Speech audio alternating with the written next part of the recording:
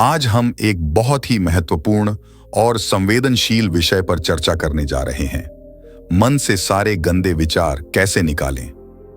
हमारे जीवन में मानसिक शांति और स्वच्छ विचारधारा का होना अत्यंत आवश्यक है, लेकिन कभी-कभी हम अनचाहे और नकारात्मक विचारों से घिर जाते हैं। ये विचार न केवल हमारे मानसिक स्वास्थ्य को प्रभावित करते हैं, बल्कि हमारे व्यक्तिगत और सामाजिक जीवन को भी बाधित कर सकते हैं। एक बार एक युवक गौतम बुद्ध के पास आया और गौतम बुद्ध से बोला, हे बुद्ध, मेरे मन में इतने गंदे विचार क्यों आते हैं? मैं नहीं चाहता कि मेरे मन में गंदे विचार आएं, लेकिन वासना के विचार हमेशा मेरे मन में चलते रहते हैं और मैं उनके बारे में सोच सोच कर बहुत परेशान रहता हूं। ये सब सोचने में मेरी ऊर्जा और समय बर्बाद होता है और इन्हीं सब विचारों के कारण मैं कभी कभी शांत नहीं रह पाता और हमेशा महिलाओं को देखकर मोहित हो जाता हूं। खुद को रोक नहीं पाते। बुद्ध मुस्कुराए और उन्होंने उस युवक से पूछा, क्या तुम जानते हो कि यह वासना क्या है? तब लड़के ने जवाब दिया और कहा, बुद्ध, मुझे नहीं पता वासना क्या है, लेकिन हां, जो भी है यह बहुत बुरी बात है। तब बुद्ध ने उस युवक से कहा, सबसे पहले तुम्हें यह समझना होगा कि जो कुछ भी हमारे अंदर स्वाभाविक रूप से है वह बुरा नहीं है। इसकी हमारे जीवन में किसी न किसी रूप में आवश्यकता पड़ती है। वासना कोई बुरी चीज नहीं है। यह हमारे मन की एक भावना है जो हमें किसी न किसी चीज की कमी का एहसास कराती है और फिर हम उस चीज को पाने के लिए उस चीज की ओर आकर्षित हो जाते हैं। जैसे अगर आपके पास पैसे की कमी है तो आपके मन में पैसे पाने की इच्छा होती है, वासना जगेगी। इसका मतलब यह नहीं है कि वासना बुरी है, बल्कि यह हमारे मन की एक तरह की जरूरत का एहसास है और जब यह जरूरत शारीरिक होती है तो हम इसे काम वासना कहते हैं। युवक ने गौतम बुद्ध से कहा, बुद्ध, मैं वासना का अर्थ तो समझ गया, लेकिन आप ही बताइए कि यह कहां से आती है और कैसे आती है। गौतम बुद्ध ने कहा कि वासना कहीं से नहीं आती, यह हमारे अंदर ही है और इसका होना जरूरी है, तभी मानव जाति का विस्तार होगा। युवक ने कहा, जब यह हमारे अंदर है और जरूरी भी है तो लोग इसे गलत क्यों कहते हैं? बुद्ध ने कहा, यही समस्या है। लोगों ने वासना के बारे में गलत सोच रखी है। वे इसे छुपाने और दबाने की कोशिश करते हैं। वासना गलत नहीं है, लेकिन वासना का गलत तरीके से उपयोग करना गलत है। लोग जो पसंद करते हैं उसके लिए जीना शुरू कर देते हैं और हर समय उसी के बारे में सोचते रहते हैं, लेकिन यह सब गलत है। बुद्ध ने युवक से कहा, क्या तुम्हें पता है कि जानवर भी सेक्स करते हैं? युवक ने उत्तर दिया, हां बुद्ध, जानवरों में भी वासना होती है क्योंकि जानवर भी अपनी पीढ़ी को आगे ले जाएंगे। बुद्ध ने कहा, तो फिर हम जानवरों की वासना को गलत क्यों नहीं कहते? युवक ने कहा, मैं नहीं जानता महात्मा, आप ही बताएं। गौतम बुद्ध ने कहा था कि जानवर अपनी वासना का उपयोग सुख के लिए नहीं करते, वे अपनी वासना का उपयोग केवल संतान प्राप्ति के लिए करते हैं। प्रकृति ने जानवरों को इतनी समझ नहीं दी है कि वे वासना को अपनी खुशी का आधार बना सकें, जबकि मनुष्य अपनी समझ के आधार पर प्रकृति में पाई जाने वाली हर चीज का उपयोग अपनी खुशी के लिए करता है। हम इंसानों ने काम और वासना को अपनी खुशी का जरिया बना लिया है, जबकि प्रकृति ने हमें अपने वंश को आगे बढ़ाने के लिए दिया है, लेकिन मनुष्य ने इसे अपने जीवन का अंतिम लक्ष्य बना लिया है और वासना को बेलगाम होने देना गलत है। तब गौतम बुद्ध ने कहा, अब जो मैं तुम्हें बताऊंगा उसे सुनो, ध्यान से सुनो। तुम्हें वासना का पूरा खेल समझ में आ जाएगा। तुम्हें तुम्हारे सभी सवालों के जवाब मिल जाएंगे। तुम्हें बस ध्यान से सुनकर समझना होगा। तब गौतम बुद्ध ने उस युवक से कहा, एक समय की बात है, गुरु और उनके शिष्य एक आश्रम में रहते थे। शिष्य प्रतिदिन दीक्षा लेने के लिए आश्रम से बाहर गांव में जाते थे। जो शिष्य भिक्षा लेने के लिए गांव में जाता था, रास्ते में एक नदी पड़ती थी जिससे होकर वह प्रतिदिन भिक्षा लेने के लिए जाता था। एक दिन उसने एक लड़के को पेड़ के पीछे छुपे हुए देखा। वह लड़के के पास गया और पूछा, भाई, तुम इस पेड़ के पीछे छिपकर क्या देख रहे हो? लड़के ने कहा, अरे, क्या तुम्हें वह नहीं दिख रहा जो मैं देख रहा हूं? उसकी नजर नदी पर पड़ी तो वहां कुछ लड़कियां पानी भर रही थीं। लड़कियां 14-15 साल की होंगी। तब शिष्य ने लड़के से कहा, अरे भाई, वहां तो लड़कियां पानी भर रही हैं, इसमें छिपने की क्या बात है? तभी लड़का शिष्य की ओर देखता है और उससे कहता है, अरे मूर्ख, क्या तुम देख नहीं सकते कि मैं क्या कर रहा हूं? वे परियां नदी से पानी कैसे खींच रही हैं? जरा उसके भावों को देखो, उसके कोमल शरीर को देखो। बर्तन उठाते समय उसकी पतली कमर कैसे लचकती है और उसके बाल उसकी कमर पर ऐसे लहरा रहे हैं मानो सुंदरता बिखरी हुई हो। शिष्य फिर से नदी की ओर देखता है और इस बार वह देखता ही रह जाता है। अब तक उसे कुछ भी दिखाई नहीं दे रहा था और वह बिल्कुल निडर था। उसे किसी बात का डर नहीं था, लेकिन अब वह छिपने लगा और उन लड़कियों को ऐसे देखने लगा जैसे उसने कोई अपराध किया हो। और जब वह छिपकर उन लड़कियों को देख रहा था तो वह अंदर से कांपने लगा। और उसने कहा कि यह मैं हूं, मैं क्या कर रहा हूं?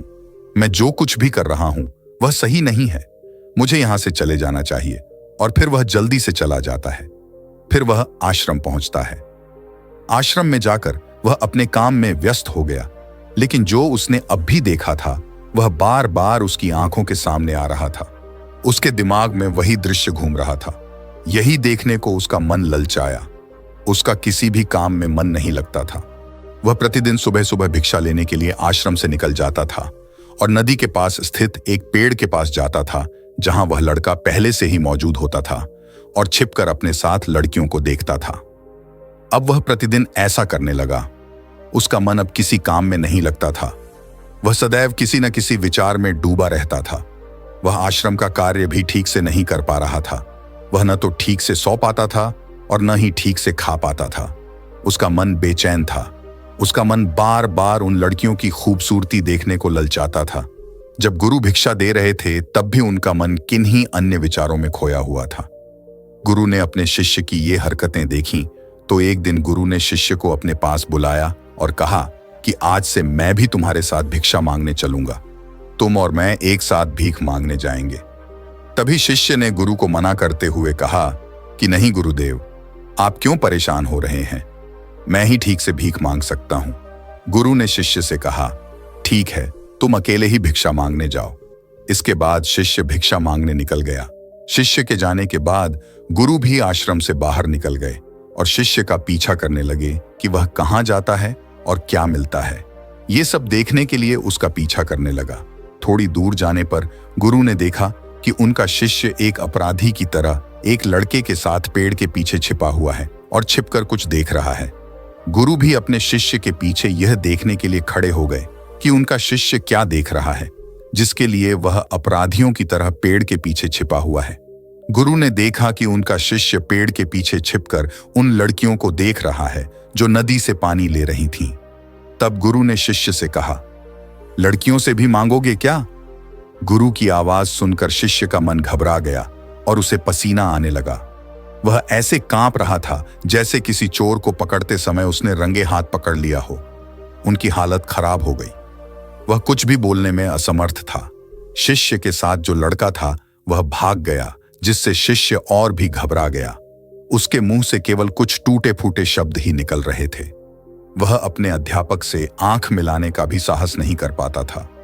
गुरु ने शिष्य की ओर देखकर कहा, मेरा शिष्य निडर है, वह किसी चीज से नहीं डरता। लेकिन यह क्या है? तुम डर के मारे कहां रह रहे हो? शिष्य ने गुरु से कहा, मुझे माफ कर दीजिए, इसमें मेरी कोई गलती नहीं है। उस आदमी ने मुझे धोखा दिया, लेकिन मैं तुमसे वादा करता हूं कि आज के बाद मैं ऐसा दोबारा कभी नहीं करूंगा। क्षमा चाहता हूं। गुरुदेव ने कहा कि कोई बात नहीं, लेकिन तुम्हें यह ध्यान रखना चाहिए कि हम जैसी संगति करते हैं हमें वैसा ही फल मिलता है। जैसे जैसे हम संगति करते हैं उनके विचार हम में प्रवेश करते हैं। इसलिए अच्छी संगति रखें ताकि अच्छे विचार आप में प्रवेश करें। फिर गुरु और शिष्य आश्रम लौट आए और फिर से आश्रम के काम पर ध्यान देने लगे। वह उस रास्ते को छोड़कर दूसरे रास्ते से जाने लगा। वह अपना कार्य सावधानी से करता था, लेकिन धीरे धीरे उसके अंदर क्रोध उत्पन्न हो गया और फिर वह अन्य शिष्यों पर क्रोध करने लगा और बेचैन रहने लगा। अब वह ठीक समय पर भोजन भी नहीं करता था। वह खाना भी बहुत कम खाते थे। एक रात गुरु शिष्य के पास आए और उससे बोले कि तुमने मुझसे वादा किया था कि तुम अपने मन को वश में रखोगे। आपने अब तक कितनी बार अपना वादा तोड़ा है? यह सुनकर शिष्य अपने गुरु के चरणों में गिर पड़ा और रोने लगा। उसने रोते हुए गुरु से कहा कि गुरुदेव, मैं कई बार अपना वादा तोड़ चुका हूं, फिर वादा करता हूं, लेकिन हर बार मैं अपना वादा तोड़ देता हूं। यह बिल्कुल भी मेरे वश में नहीं है। मैं अपने मन से सभी बुरे विचारों को बाहर निकालने की बहुत कोशिश करता हूं, लेकिन चाहकर भी मैं ऐसा नहीं कर पाता। तब गुरु ने शिष्य से कहा, मेरे साथ आओ।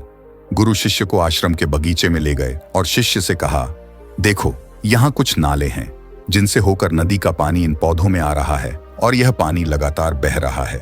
क्या आप इस पानी का बहाव रोक सकते हैं? शिष्य ने कहा, हाँ गुरुदेव, मैं इस प्रवाह को रोक सकता हूं। तब शिष्य ने मिट्टी उठाकर उस नाले के किनारे डाल दी।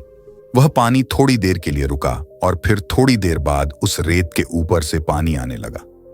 गुरु ने शिष्य से कहा, यह क्या है? यह पानी रुका ही नहीं। उसने फिर कुछ कंकड़ उठाए और नाली में फेंक दिए और फिर पानी थोड़ी देर के लिए रुक गया, लेकिन फिर कुछ देर बाद उन कंकड़ पत्थरों के ऊपर से पानी निकलने लगा। गुरु ने कहा, शिष्य क्या हुआ? पानी फिर आ गया है। आप कह रहे थे कि रोकेंगे। क्या हम किसी चीज को पूरी तरह से रोक सकते हैं? तब शिष्य ने कहा, कोई बात नहीं गुरुदेव, मैं इसे रोक दूंगा पानी और तुम्हें दिखाऊंगा। फिर वह एक बड़ा पत्थर लाया और नाली पर रख दिया। पानी रुक गया। तब शिष्य ने गुरु से कहा, देखिए गुरुदेव, मैंने कहा था कि मैं पानी रोकूंगा। मैंने पानी रोककर दिखाया। मैंने आपकी बात पूरी कर दी। गुरु मुस्कुराए और बोले, अच्छा, ध्यान से देखो, पानी रुक गया है। क्या? यह पीछे नाली को तोड़कर बाहर आ गया है और अगल बगल से बह रहा है। और ध्यान से देखिए, यह इस पत्थर के सामने भी आ गया है और यह पानी अपना रास्ता बदलकर फिर से आगे की ओर बह जाएगा। फिर कुछ देर बाद वही हुआ। तब गुरु ने शिष्य को समझाया, आपके साथ भी ऐसा ही हो रहा है। आप बार बार प्रयास कर रहे हैं और अधिक प्रयास कर रहे हैं, लेकिन हर बार आपका प्रयास टूट रहा है और टूटता ही रहेगा। यह पत्थर तुम्हारा पुरुषार्थ है और यह जल तुम्हारा विचार है। चाहे आप कितना भी बड़ा पत्थर रख दो, पानी अपना रास्ता ढूंढ ही लेगा। यह देखकर शिष्य ने पूछा, हे गुरुदेव, क्या कोई रास्ता नहीं है जिससे मैं गंदे विचारों से बाहर निकल सकूं? गुरु ने कहा, एक रास्ता है। यह पानी जिस नदी से आ रहा है, आप केवल वहां से इस पानी का मार्ग बदल सकते हैं। गुरु शिष्य को एक नदी के पास ले गए जहां से पानी उस बगीचे में आ रहा था। गुरु ने शिष्य से कहा, इस नदी से पानी जा रहा है जहां से बगीचे में पानी जा रहा है। अगर हम उसका रास्ता रोक दें तो क्या हम पानी नहीं रोक सकते? शिष्य ने कहा, हाँ गुरुदेव, ऐसा अवश्य हो सकता है। मैं यहां से इस पानी को बंद कर देता हूं, फिर सामने नाली में पानी नहीं जाएगा और फिर बगीचे में पानी नहीं जाएगा। तब गुरु ने कहा, शिष्य, यदि बगीचे में पानी ही नहीं रहेगा तो पेड़ पौधों को पानी कहां से मिलेगा? उन पेड़ पौधों को पानी की जरूरत होती है। तब शिष्य ने सोचा और कहा, यह बात मेरे दिमाग में कभी नहीं आई। इस पानी का बगीचे में जाना भी जरूरी है। गुरु ने कहा, और उनमें से कुछ पेड़ पौधे ऐसे भी हैं जिन्हें रोजाना पानी की जरूरत होती है। वे सूख कर मर जाएंगे, हमें पानी खोलना पड़ेगा। गुरु की बात सुनकर शिष्य ने पानी के लिए रास्ता खोला तो गुरु ने पूछा, यदि हम इस नदी का सारा पानी बगीचे की ओर मोड़ दें तो क्या होगा? शिष्य ने उत्तर दिया, गुरुदेव, वहां जीत हासिल करने के लिए पेड़ पौधे हैं। वे सब पिघल जाएंगे और कुछ भी नहीं बचेगा। गुरु मुस्कुराए और बोले, आप ये समझिए, हमें कुछ भी रोकना नहीं है, बस हमेशा संतुलन बनाए रखना है। पौधे कम पानी से नष्ट हो जाते हैं तथा पौधे अधिक पानी से भी नष्ट हो जाते हैं। हमारा जीवन संतुलन पर चलता है। गुरु ने शिष्य से कहा, अगर मैं तुम्हें आम के बारे में कुछ ऐसा बताऊं जो तुम्हें नहीं सोचना चाहिए, तो तुम्हारे दिमाग में सबसे पहले किसकी तस्वीर आएगी? गुरु ने कहा, जब हम अशुद्ध विचारों को बलपूर्वक रोकने का प्रयास करते हैं तो वे और अधिक मजबूती से हमारे अंदर प्रवेश कर जाते हैं। इसलिए हमें कभी भी उन्हें दबाने की कोशिश नहीं करनी चाहिए। तब गुरु ने शिष्य से कहा, बुरे लोगों की संगति के कारण भी हमारे मन में गंदे विचार आते हैं। कई बार कामुकता हमारे अंदर नहीं होती, लेकिन कुछ अश्लील लोगों के साथ रहने के कारण वह हम पर हावी हो जाती है। तब शिष्य ने कहा, गुरुदेव, आप सही कह रहे हैं, मैं रास्ता भटक गया था। तब वह शिष्य उस रात बहुत शांति से सोया। सुबह उसने अपना काम पूरे मन से किया और फिर सुबह वह भिक्षा लेने के लिए उसी रास्ते से चला गया जहां वह लड़का अभी भी पेड़ के पीछे छिपकर उन लड़कियों को देख रहा था। शिष्य उसे नदी पर ले गया जहां लड़कियां पानी भर रही थीं। उन्होंने उन लड़कियों से पानी मांगा और उनमें से एक लड़की ने उन्हें पानी दिया और शिष्य के पैर छुए।